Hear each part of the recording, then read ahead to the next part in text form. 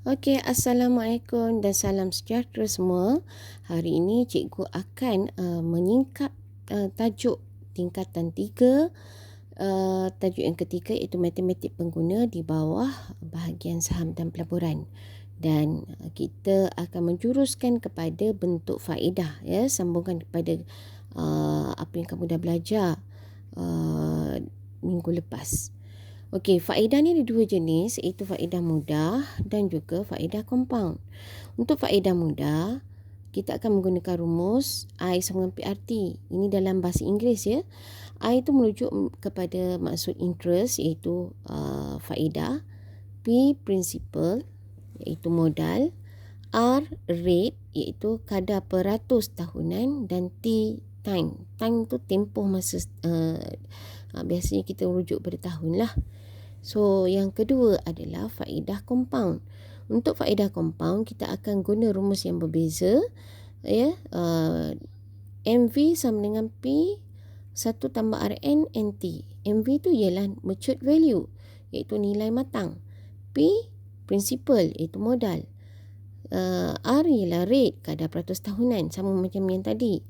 N ialah bilangan kali faedah dalam setahun. Dan T merupakan tempoh lah, tempoh dalam tahun itu. Baik, kita akan lihat contoh untuk soalan faedah mudah dan faedah compound. Okey, untuk faedah mudah,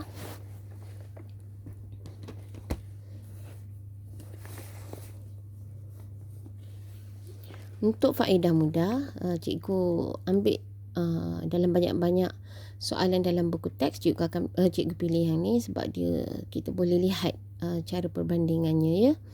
Okey, untuk faedah mudah, Puan Van Mati menyimpan sebanyak 5,000 di sebuah bank. Berapakah jumlah simpanan selepas setahun jika kaedah faedah yang diberikan ialah ialah 5% setahun dan 6% setahun. Okey, di sini macam biasa cikgu suka terapkan cara ataupun strategi dalam kita nak menjawab soalan. Pertama sekali kita kena keluarkan maklumat. Okey, untuk maklumat di sini soalan yang pertama, soalan baris pertama ni sebanyak 5,000. So cikgu gariskan 5,000. Cikgu tulis itu adalah maklumat modal, iaitu P, principal. Tapi cikgu tulis P sajalah. Kemudian berapakah jumlah simpanan? Jumlah simpanan ni merujuk kepada modal dan juga interest. So cikgu tulis dalam kurungan P tambah I. 1 tahun, tahun tu merujuk pada masa. Jadi kita gariskan, tulis T. 5% setahun.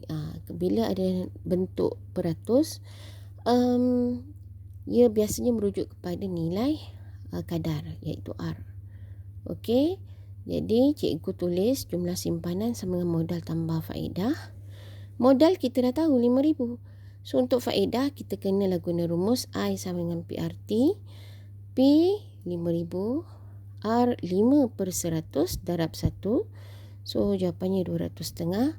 So jawapan 200,5 ni cikgu bawa ke atas, maka cikgu gabungkan sekali supaya dapat jumlah simpanan seperti mana yang soalan hendak. Jadi dapatlah 5250. Untuk yang ini kita hanya tukar 6, tukar R sahaja. So dapat 300, bawa ke atas, jadi jumlah simpanannya bersamaan dengan 5,300. Baik, kita lihat contoh faedah compound pula. Untuk faedah compound dia lain sikit, agak berbeza sedikit, ya. Tapi contoh ni ada dalam buku teks kamu, ya. Okey, sebuah bank menawarkan kadar faedah 5% setahun untuk simpanan dalam akaun simpanan tetap. Jika Puan Wahidah menyimpan 10,000 pada awal tahun, berapakah jumlah wang akaun, jumlah wang dalam simpanan tetap pada akhir tahun jika faedah dikompaundkan 3 bulan sekali dan sebulan sekali? Okey, yang ini jumlah wang akaun dalam simpanan tetap ni cikgu gariskan, cikgu tulis MV. Ini 10,000, cikgu tulis P. Peratus, cikgu tulis R. akhir tahun cikgu tulis T. Dan 3 bulan sekali tu cikgu tulis N. Okey, jadi MV sama dengan P, 1 tambah R per N, NT. Cikgu biasa mulakan dengan rumusnya. Ya, bila dah tulis rumusnya, baru kita tukar simbol dengan maklumat yang diberi dalam soalan. So, P sama dengan 10,000. 1 tambah R, 5 per 100. Ni kat R, 5 per 100. Darab 1 per 4. Kenapa darab 1 per 4? Sebab bahagi N. Kalau kamu nak tulis 0.05 per 4 pun boleh. Tapi cikgu sebab cikgu nak guna maklumat ni terus pindah masuk dalam bahagian jalan kerja. Jadi cikgu tulis 5% tu 5 per 100.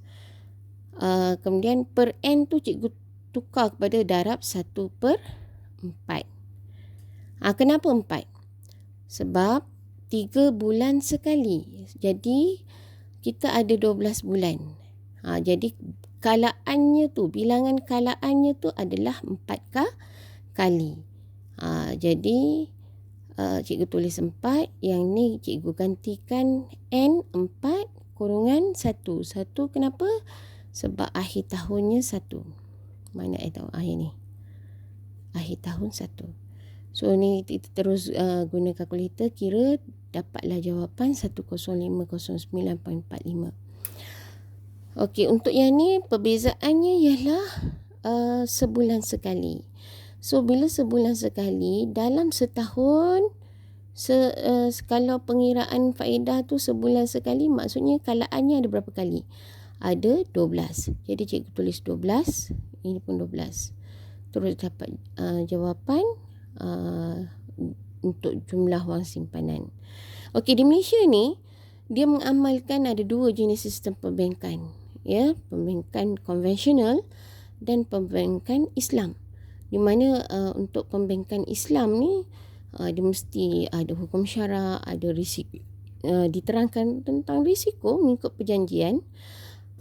Ada juga perkongsian keuntungan tanpa riba dan tidak ada penentuan pulangan. Baik, kita tengok contoh yang seterusnya, iaitu contoh yang cikgu ambil pada buku teks berkaitan dengan sistem perbankan Islam. Dia punya cara pengiraan lebih kurang sama sahaja, ya. Cuma cikgu nak bagi faham, cikgu tunjuk contoh 9 ni lah. Okey, Encik Osman menyimpan 20,000 mengikut prinsip wadiah selama setahun. Okey, setahun cikgu lupa gariskan. So cikgu tulis yang ni T, ya. Ini P. Okey, yang ini beliau menerima sebanyak 20,500 sebagai pulangan simpanan tersebut. 500 adalah hibah. Okey, hitung peratus. Jadi untuk yang ni, cara pengiraannya sama, menggunakan cara pengiraan faedah mudah. Cikgu guna cara pengiraan faedah mudah. Okey, di mana 500 tu adalah interest. Kemudian P tu 20,000 modal. Rate yang kita nak tahu, jadi berapa per ratus. Jadi berapa per 100 darab dengan 1. So untuk yang ini cikgu tinggalkan tanda soal kat situ, iaitu rate. Kemudian semua bawa ke sebelah kiri, ya, ke kiri. Cikgu tulis 500. Nampak ni, yang di bawah ni cikgu bawa ni atas. So bahagi hantar jadi darab, kan. So 500 darab 100. Yang ini darab hantar jadi bahagi. Maksudnya penulisannya di atas, dia akan jadi di bawah. So bila cikgu potong, maka dapatlah kadar peratus hibahnya ialah 2.5%. Jelas, ya?